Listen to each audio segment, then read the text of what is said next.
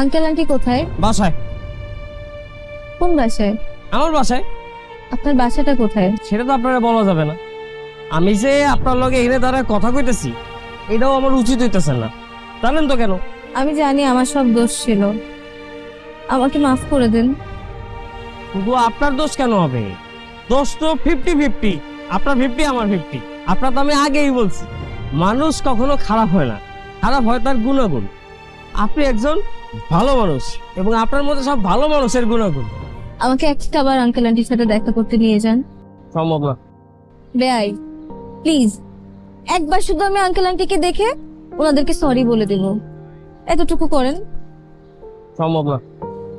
আপনি এক কাজ করেন, যে কাজে আসছেন সেই কাজে যান। আমি কোথাও যাবো না, আমি এখানেই থাকবো।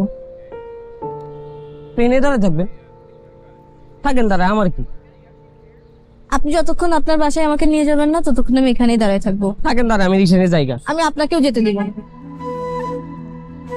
প্লিজ আমাকে একটা বার নিয়ে যান, আমি একটু আন্টিকে দেখবো, দেখে কথা বলে আমি চলে আসবো।